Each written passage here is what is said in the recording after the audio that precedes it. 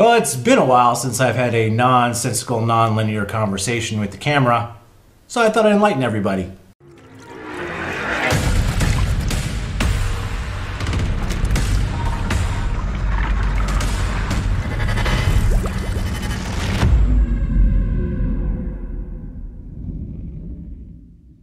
Hey, what's going on? It's Matt. It is time for another nonsensical, non-linear conversation with the camera, also known as a My Two Cents. And today I really want to talk about customer service because it's been top of mind for me a lot lately.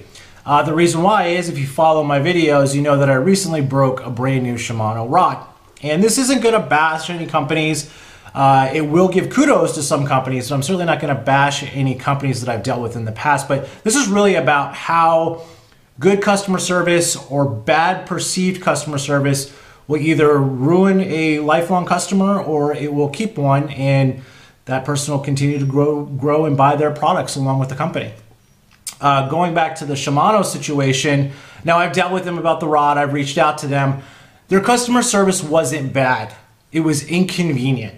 Shimano recently essentially took away the ability to return the product that's broken to the person you bought it from, meaning this.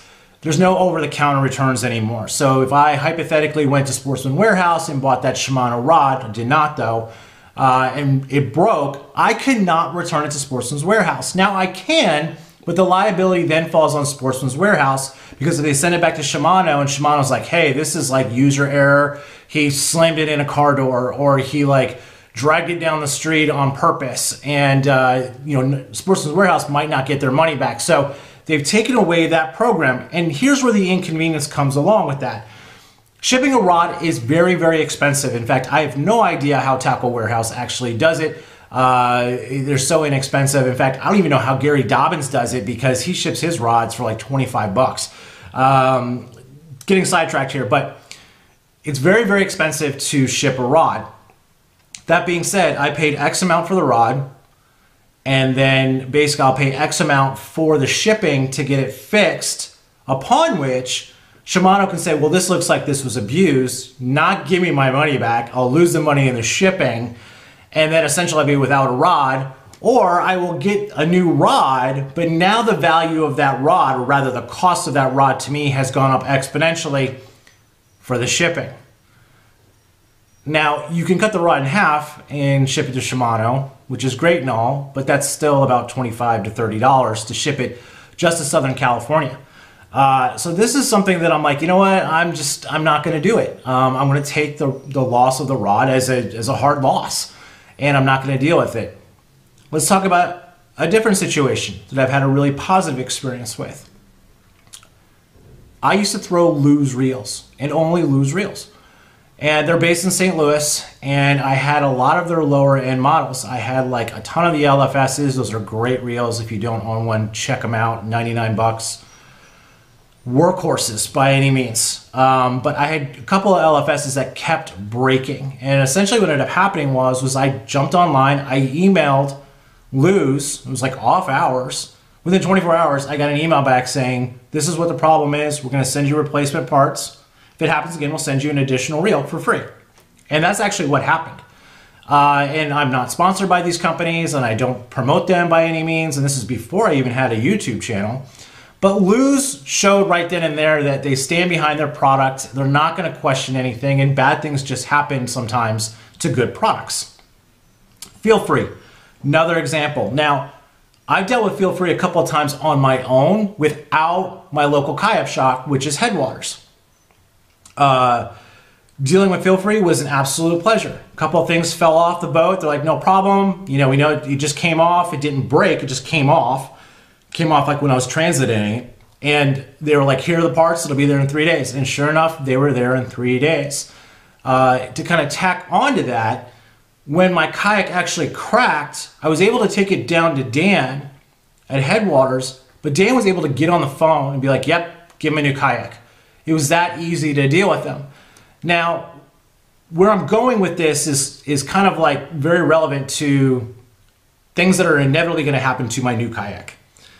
So Headwaters is just a fantastic shop. Their customer service and their customer dedication, and more or less their customer kindness, Really a second to none. And they are, and I've said this, I don't know in how many videos, they are the most knowledgeable kayak shop, not just for fishing kayaks, that I've ever encountered in my life. And I've been kayaking since I've been 11. And if you're not clear, I'm 44. So, you know, one of the things that I said when I bought the new Wildie, I bought it used. But when I initially got it and I did that video on it, I said one of my biggest regrets I think will be is that I didn't buy it from a shop like Dan's. And I said that because there's a shop that sells Wildies in our area that has a very, very poor reputation for customer service. And I'm not bashing those guys whatsoever. I'm just not. It's the perception that I have. So I have this nervousness about me. And the reason why I'm getting nervous is because last week, like, I ran my drive into the riprap on the Delta, and I'm like, it's inevitable that I'm gonna break this thing, right? So I'm apprehensive and I'm nervous about it. And like, one of the things that I don't wanna have to deal with is a big hassle when something breaks. I'm more than willing to jump through hoops, but I'm not willing to pay or go the extra mile. I play ball fair, and I think everybody else should when it comes to customer service and, you know, backing your products and backing the products that you might sell in your stores. Now, there'll come a time when I'll deal with that shop and I'll have probably a very positive experience, to be candid with you. But it's this apprehensiveness that's going on that's kind of like, oh God, did I make a mistake? And what that really does for the kayak manufacturer is it takes away kind of like the value of their personal customer service, because I've dealt with Wildie already. And they've been super responsive. They've actually offered to send out free parts, which they did, and I didn't even need them. Just on something that I was just like, hey, this is kind of leaky. I ended up fixing the leak, but they ended up sending me a new hatch. So really, really great customer service. It's that middleman that I'm kind of concerned about, right? Like where I have to go someplace local to get something looked at, and they don't have a stellar reputation. And guys, if you're watching this, you should know you don't have a stellar reputation. In fact, it's very bad. Hopefully I won't see you anytime soon. So where I'm going with this too as well is like, I did a review on something called a UV pack light.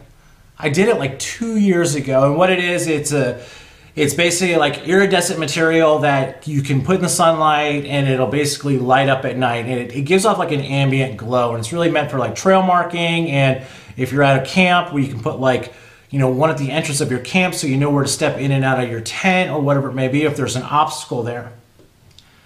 They tout it like it's supposed to light up an area like a light or the sunlight. Not that bright, but you get what I'm saying with this. It should be illuminating an area. It's really just a marker at the end of the day. Well, I did this video on it, and this, like I said, it's like 2 years ago. I didn't give a glowing review on that particular item. The owner of the company reached out to me. We played phone tag, and then basically nothing ever came of it. I didn't bash him. I never talked about him until now. And there's a reason why I'm talking about them now again. But that video has a thread of people, and it's evident from that company or those friends of those people that are literally just throwing stones. And I don't give a shit. Like, what they're doing is actually hurting that brand more. So UV Packlight, if you're watching this, you should tell people to stop commenting on that video, because it generates more interest in that video and it gets more views. It's how YouTube works. Just saying. Their customer service was good because the owners reached right out to me, right? But at the end of the day, their behavior sucks. You know, I know one of the owners even said, like, we tried to reach out to you, blah, blah. He called me a name. Why are you calling me a name? And I just kind of let it go. But like recently, there's been 2 or 3 new comments on that particular thread, and no one should be watching that video. And no, I'm not going to take it down. I have half the mind to be a real asshole like I want to be and make a whole video series on them and just doing crazy, crazy things to them. So going back to the whole customer service thing, you can have really, really good customer service and still not want to deal with a company. People's attitudes and how they deal with the situation 9 times out of 10, and most of you are adults know this, are more important. So that's my nonsensical rambling about customer service. It's really, really, really easy to do. But because we're dealing with human emotions, people have bad days, and people really just don't have anything, positive to say about a company, or they don't have anything positive to say about the company they work for, or that particular brand, that customer service experience can go out the window. I don't know. I'm curious. Have you ever dealt with a company where the customer service was so bad that you're like, I will never buy your products ever again? Or have you ever dealt with a company whose customer service was so good, but their products sucked, that you continued to buy their products? I've done a couple of things. And one of the things that I do want to do is I want to give shout outs to brands that I've dealt with in the past that have really gone above and beyond customer service expectations, and brands that I would recommend to you. Kelty. It's an outdoor company. They make tents and backpacks and novelty stuff for camping. Kelty is one of the best companies to deal with in customer service. Your tent rips, it doesn't matter how old it is, they'll send you a brand new tent, no questions asked. Lews, like I mentioned, great customer service. Who else? Feel Free, great customer service. Headwaters, great customer service. And the list goes on and on. Nixon Watches, horrible customer service. One time I owned like 10 Nixon watches. So it's kind of what I was saying before about the customer service aspect. Anyway, this is my 2 cents, and this is kind of the vibe it might have from time to time, because this is really just supposed to be me spitballing ideas and things that are going on in my head, on top of my head, and spitting onto the camera, and there you go. That's why it's a nonsensical rambling. Got it? Good. I hope to be going out fishing sometime soon. I greatly appreciate everybody's support in this whole matter, in this endeavor, in this venture. Have a great day, and I will talk to you soon. Thanks. Bye.